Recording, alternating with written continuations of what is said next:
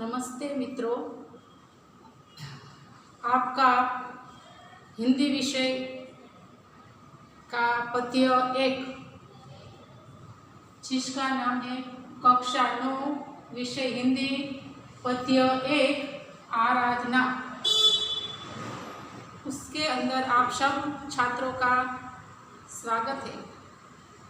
तो चलो मित्रों, आज हम आराधना के बारे में पढ़ते हैं। तो सबसे पहले आराधना का अर्थ क्या होता है? तो आराधना का अर्थ प्रार्थना, पूजा, भक्ति, प्रार्थना आदि सब आराधना का अर्थ होता है। हम अपने घर में नित्य सुबह शाम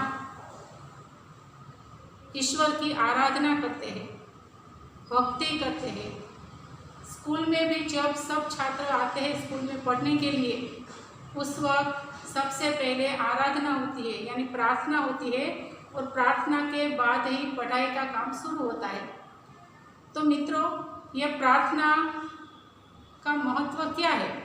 आराधना का महत्व क्या है? तो मैं आपको बताती हूँ कि जिस प्रकार हमारे शरीर को स्वस्थ रहने के लिए, शरीर को जीवित रखने के लिए, स्वस्थ रखने के लिए, तंदुरुस्त रखने के लिए उसमें ऊर्जा की ज़रूरत होती है, और वह ऊर्जा हमें खुराक खाने से मिलती है। तो इसी प्रकार जिस प्रकार शरीर स्वस्थ रहेगा तो हम सब कार्य अच्छी तरह से, अच्छे ढंग से, अच्छे तरीके से कर पाएंगे। तो उसी प्रकार हमारा जो मन है, मस्तिष्क के अंदर जो हमारा मन है, उस मन को स्वस्थ रखने के लिए प्रार्थना की आवश्यकता है। प्रार्थना हम नित्य करें तो उससे हमारा मन है उसको ऊर्जा मिलती है, शक्ति मिलती है, और हमारा मन जो भी कार्य करता है वह और दुगुने जोश के साथ कर सकता है। इसीलिए मित्रों, प्रार्थना का जीवन में बहुत ही महत्व है। प्रार्थना से मन को शांति मिलती है, मन को शक्ति मिलती है, और हमें अच्छे अच्छे नए नए विचार प्रदान होते हैं। प्रार्थना से हमारा जीवन है वह मंगलमय, शुभकारी, सुखी बन सकता है। इसीलिए घर में भी दोनों वक्त ईश्वर को हम प्रार्थना करके निवेदन करते हैं कि हे ईश्वर, हमें शक्ति देना। और स्कूल में भी प्रार्थना करते हैं। प्रार्थना का महत्व यही है कि स्कूल में छात्र आते हैं तो पहले प्रार्थना करें, इसीलिए प्रार्थना करते हैं कि 8 तास हमें पढ़ने होते हैं। तो 8 पीरियड तक हमारे शरीर में ऊर्जा बनी रहे। पढ़ने वालों को भी और पढ़ाने वालों को भी, दोनों को ऊर्जा की ज़रूरत होती है। तो दोनों की ऊर्जा बनी रहे, इसीलिए प्रार्थना करते हैं और बाद में पढ़ाई का काम शुरू करते हैं।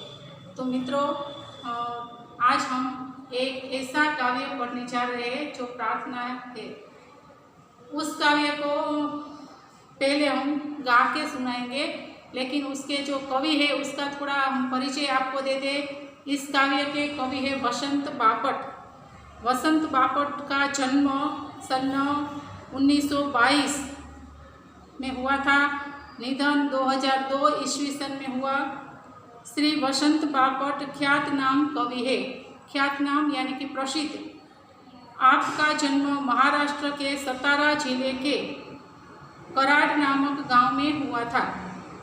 पुणे आपकी कर्मभूमि है। राष्ट्र सेवा दल में आप अग्रणी रहे हैं। व्यवसाय से प्राध्यापक रहे। आपके काव्यों में राष्ट्रभक्ति, समाज जागरण एवं मानवीय संवेदनाएं व्यक्त हुई है।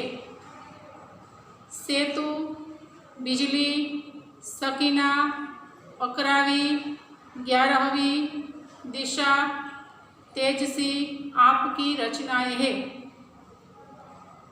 इस काव्य में कवि क्या कहना चाहते हैं वह दूसरे पैराग्राफ में देखो। कवि परिचय में प्रस्तुत प्रार्थना में सत्यम शिवम सुंदरम की भावना के साथ दीन दुखियों की रक्षा करना, मानवता की उपासना करना, भेदभावों को दूर करना, वैर भाव से मुक्त होकर विश्व बंधुत्व की स्थापना करना जैसे वैश्विक मूल्यों को हस्तांतरण करने की प्रेरणा देने वाली यह प्रार्थना मराठी से अनुदित है।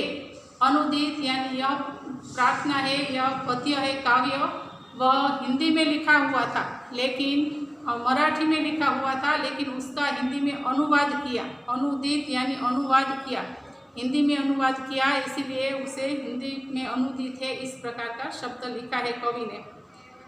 मित्रों, इसके स्वाध्याय में काव्य पंक्ति पूरी करो ऐसा एक प्रश्न है। तो काव्य पंक्ति पूरी करो, हम काव्य को कंठस्थ करें तब हमको यह प्रश्न आसानी से लिखने के लिए समय मिलेगा। ठीक है, तो कंठस्थ करने के लिए उसका राग भी हमको आना चाहिए। तो मैं आपको गा के दिखाती हूँ, आप उसका राग देख लेना। आप सब अपनी पाठ्य पुस्तक निकाले, उसमें पेज नंबर 1 निकाले, पाठ्य पुस्तक हिंदी की किताब निकालो और उसमें पेज नंबर 1 के ऊपर आप देखो, मैं गा के सुनाती हूँ आपको। यहाँ पर बोर्ड पर भी मैंने लिखा है, लेकिन सबके पास शायद किताब पहुँच गई है, तो किताब में देखो तो ज़्यादा अच्छा रहेगा। साथ में पेंसिल नोटबुक लेके बैठो। कोई भी ऐसा प्रश्न हो, कठिन शब्द हो, तो उसका अर्थ आप उसमें लिख लो। अब मैं गाती हूँ, आप सुनो। देह मंदिर चित मंदिर एक ही है प्रार्थना, सत्य सुंदर मांगल्य की नित्य हो आराधना। देह मंदिर चित मंदिर एक ही है प्रार्थना, सत्य सुंदर मांगल्य की नित्य हो आराधना। दुखियारों का दुख जाए है यही मन कामना, वेदना को परख पाने जगाए संवेदना। दुर्बलों के रक्षणार्थ पौरुष की साधना, जीवन में नव तेज हो अंतरंग में हो भावना। सुंदरता की आस हो मानवता की हो उपासना, शौर्य पावे धैर्य पावे यही है अभ्यर्थना। भेद सभी अस्त होवे वैर और वासना, मानवों की एकता की पूर्ण हो कल्पना। मुक्त हम चाहे एक ही बंधुता की कामना, देह मंदिर चित मंदिर एक ही है प्रार्थना, सत्य सुंदर मांगल्य की नित्य हो आराधना।